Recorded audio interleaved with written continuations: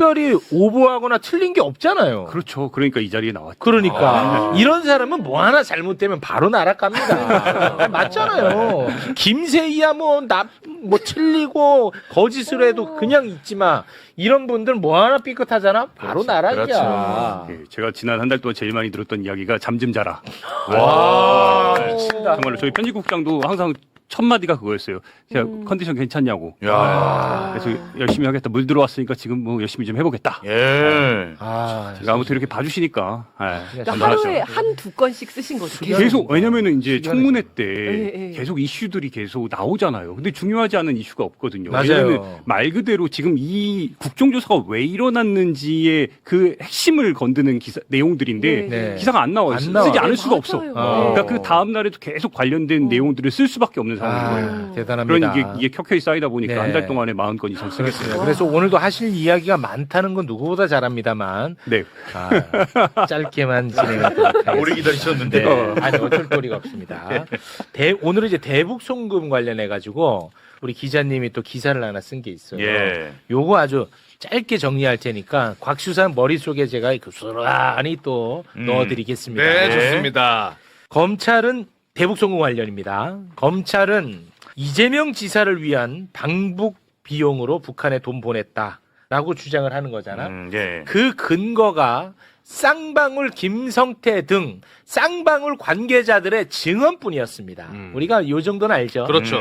그러다가 2023년 5월에 처음으로 물적 증거가 나와버린 거야. 검찰 입장에서는 얼마나 기분이 좋겠어. 처음 물적 증거가 나왔어. 바로 그게 뭐냐. 쌍방울 관계자인 김태균이라는 사람이 있습니다. 김태균이 검찰에 이미 제출을 한 쌍방울 회의 보고서 문건이었던 거야. 예. 2023년 5월 이미 제출한 그 토론 문건 좀 올려주시겠습니까? 자, 요거 보면 뭐 다른 건 필요 없습니다. 회의록 돼 있고. 요 문건은 맨 위에 보면 2019년 4월 2일에서 4월 3일까지 네. 작성된 문건이라고 나와 있죠. 맨 위에. 그리고 마카오에서 작성된 것으로 주장을 하고 있습니다. 네. 그런데 요게 핵심이 뭐냐? 빨간 줄로 친 거 읽어주세요. 기타 인도적 지원은 경기도와 수시로 협의 예정. 자, 경기도가 들어간 거야. 예. 그러니까 검찰 입장에선 야, 신났다. 했다. 나왔다. 경기도. 이재명하고 엮인 거 처음으로 물적 증거가 나와버린 거야. 이걸로 예. 이제 난리가 났겠지.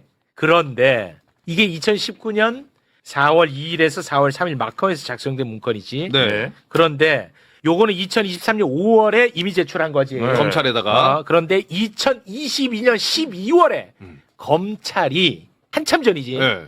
압수수색을 통해서 확보한 문건이 있었어. 쌍방울 압수수색에서 근데 똑같은 문건이야. 그거 좀 올려주세요. 바로 이 문건인데 여기에는 경기도의 경자도 없어. 그러네. 근데 일시 똑같고 장소 마카오 똑같고 다 똑같아. 참석자 똑같고. 그렇습니다. 그런데 경기도라는 단어가 없고요. 그리고 밑에 북한 관계자의 서명이 들어가 있죠. 압수수색을 통해서 확보한 거는. 네. 그런데 이미 제출한 것은 서명이 없습니다. 오. 됐죠? 예. 그러니까 이게 원본이라고 그게 봐야겠네요. 이제 그렇죠. 예, 예. 그게 원본이라고 보는 게 타당해 보입니다. 그래서 이재명을 엮기 위해서 저 두 번째 이미 제출한 거를 사후적으로 조작했거나 사후적으로 편집했거나 사후적으로 다시 만들었다. 이렇게 볼 수밖에 없는 거죠. 네. 그런데 김태균이가 2019년 4월 2일에서 4월 3일 마카오 호텔에서 공영 PC로 저거를 작성했다고 주장을 하고 있는 거야. 그래서 마카오가 나오고 호텔 PC 얘기가 나오는 거야. 뭔 말인지 알겠지? 예. 그래서 검찰은 이 어마어마한 문건을 확보했지. 네. 이거를 엄청나게 활용을 한다고. 요 우리가 봤을 땐 조작된 문건. 네. 요걸 갖고 적극적으로 활용을 합니다. 그러겠죠, 얘네들은. 그렇겠지. 예. 2023년 6월 13일 이화영 부지사 공판 중에 이 문건을 활용을 합니다. 자, 시기를 보니까 김태균 씨가 이미 제출하고 바로 한 달 뒤 공판인데 검사가 물어봅니다. 위 회의록을 보면 북한 측에서 스마트팜 등 농업 지원은 따로 챙겨주길 희망, 남한 측에서 기타 인도적 지원은 경기도와 수시로 협의 예정이라는 내용이 기재되어 있습니다. 위 내용은 미지급된 스마트팜 비용 300만 불을 지급해달라는 내용으로 보이는데 맞나요? 김태균 씨. 당시에 저는 사업적인 지원으로 이해했습니다. 그런데 시간이 경과되고 나서 흘러가는 것을 보니 챙겨달라는 게 그 의미가 아니었겠구나라는 생각은 들었습니다. 그러면 이게 원래 경기도의 사업이었기 때문에 굳이 쌍방울 그룹이 북한 측과 협의를 할 필요가 없었던 것으로 보이는데 맞습니까? 그게 상식적이지 않나요? 이렇게 이제 이재명과 엮기 위한 빌드업이 시작된. 이 회의록을 엄청 활용하는구나. 야, 이거 어마어마한 보도 아니야? 네. 이게 진짜 이거 대박 보도야. 그렇죠. 유일한 물적 증거가 있었는데 그것이 조작된 거잖아. 딱 봐도. 기자님 나와주세요. 이거 조작 의혹입니다. 조작 의혹. 굉장히 중요한 게 뭐냐? 이게 김태균의 회의록이 결과적으로 진술밖에 없던 대북송금 사건에서의 진술밖에 없던 김성태와 방용철과 안부수 그것도 진술 세미나에 의해서 만들어진 그렇지. 이 진술에 신빙성을 부여한 게 바로 김태균의 2023년 5월 19일에 5건의 문건입니다. 그 일본 도쿄에서 만들어진 거 2건, 그리고 미국 시애틀과 뉴욕에서 만들어진 거 2건, 그리고 마카오에서 2019년 4월 2, 3일에 만들어진 이게 마지막 문건입니다. 그렇지. 근데 이게 신진우 부장이 어떻게 했냐? 이화영 전 부지사에게 9년 6개월을 때리면서 판사. 그렇죠. 이 김성태의 진술의 신빙성을 그러니까 이 구체적인 내용이 이 회의록이 일치한다는 거예요. 와. 근데 그 내용에 뭐가 있냐 중요한 게 예. 바로 경기도가 포함됐습니다. 네. 왜? 23년 5월 19일에 이 문건 속에서 경기도가 느닷없이 들어가 있는 거예요. 네. 근데 중요한 건 뭐냐? 제 이번에 단독 보도의 핵심은 뭐냐? 22년 12월에 함서국 검사가 수원지검에 있는 또 다른 검사가 쌍방울을 이 압수수색하는 과정 속에서 이 문건을 확인을 하는 거예요. 근데 그 문건이 정확하게는 2019년 4월 2, 3일에 같은 마지막 문건이 마카오에서 생산된 문건입니다. 근데 그 문건을 봤더니 말씀 주신 것처럼 경기도가 없네. 내용 중에 경기도가 없네. 경기도가 없네. 그러면은 왜 갑자기 느닷없이 생긴 거지? 근데 지금 검찰에서 주장하고 그리고 법원에서 받아들인 내용은 뭐냐? 이 5건에 나중에 이미 제출한 이 5건을 거기서 우리가 다 알고 있다시피 그 현장에서 공용 PC로 출력했다 그랬잖아요. 네. 근데 그게 다 일치해. 이런 형식적인 측면도 일치해요. 뭐 A4 용지 이런 것도 다 일치해요. 근데 이거 차치하더라도 이번에 중요한 내용은 뭐냐? 내용적인 측면에서 경기도를 집어넣음으로써 이 경기도를 집어넣었던 건 무슨 얘기예요? 쌍방울이 북한에 800만 불을 보냈는데 이게 결국에는 목적이 뭐라는 거예요? 이재명을 위해서 경기도의 스마트팜을 위해서 보냈다는 뜻이 이 문건으로서 마치 있는 것처럼 그렇지. 만들어낸 내용입니다. 와. 그게 핵심이에요. 이 조작 이래서 제가 뭘 더 끝으로 강조하고 싶으냐 뭐냐? 자꾸 공소 취소 얘기하고 있잖아요. 이거 중요한 거 아닙니다. 이 공소 취소는 나중에 순차적으로 하나하나 나오면 되는 거고 결과적으로 뭘 강조해야 되냐. 이런 의혹들이 이번에 국정조사 과정 속에서 제가 기사를 40개를 넘게 썼잖아요. 네. 그 하나하나가 뭐냐. 앞으로 밝혀내야 될 의혹들입니다. 그럼 그렇지. 누가 밝혀내요? 특검이 밝혀내야죠. 그렇지. 이거 과연 누구의 지시에 따라서 이렇게 조작된 거냐. 이런 것들이 이제 맞아요. 남는 질문이죠. 이게 단순 이번에 지금 박상용 검사가 자기 막 징계받는다고 또 밖에 에이, 써놨는데 그건 뭐, 중요한 건 뭐냐. 박상용 검사와 관련 이 문건 제출을 이미 제출한 사람이 누구한테 제출한지 아십니까? 누구야? 박상용 검사한테 제출했어요. 이미 이미 제출을? 제출을 제출된 거야. 23년 5월 19일에 이걸 제출하는데 예. 술파티 의혹이 5월 5월 17일이잖아요. 17일이잖아. 이틀 뒤에 이걸 제출하는 거예요. 박상용 검사한테 제출합니다. 그리고 이거를 활용했던 게 누구예요? 물론 제가 확보했던 그 문건 속에서는 검사로만 나왔어요. 근데 대북송금 사건 관련된 걸 물어본 거잖아요. 대북송금 사건의 담당자가 누구였습니까? 박상용 검사예요.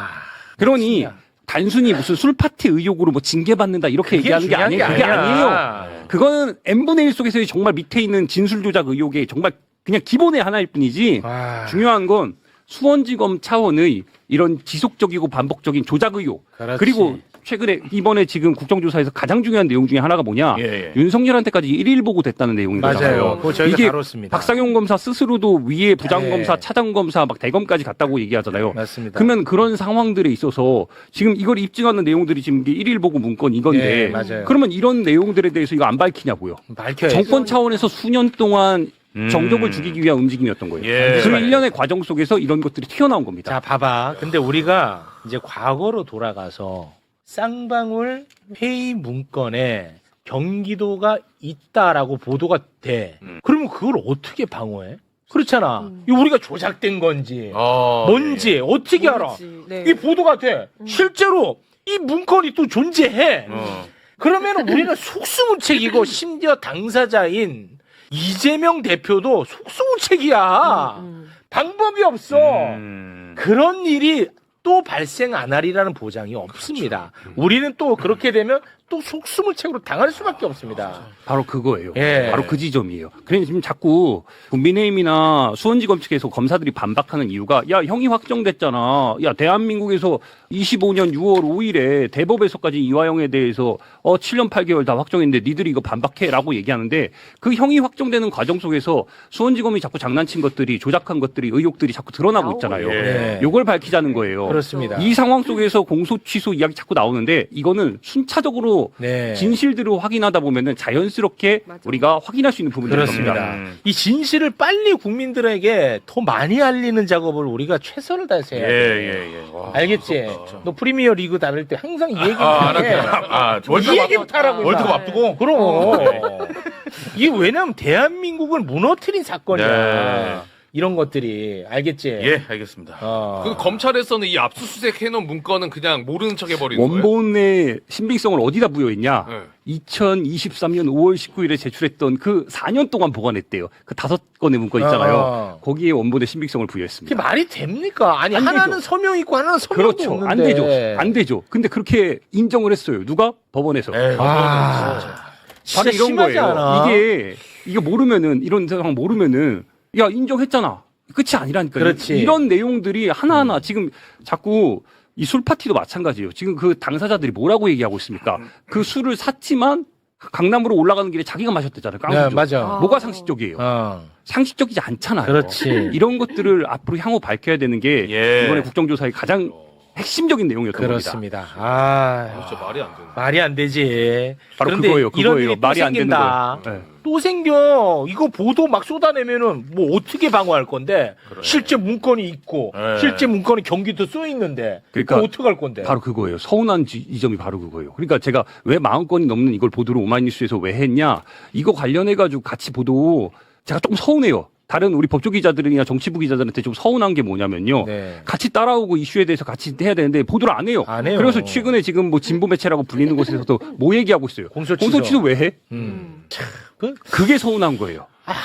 참 어렵다. 같은 법조 기자로서 이 사안에 대해서 같이 보고 의문이 들잖아요. 난 어려워, 그게.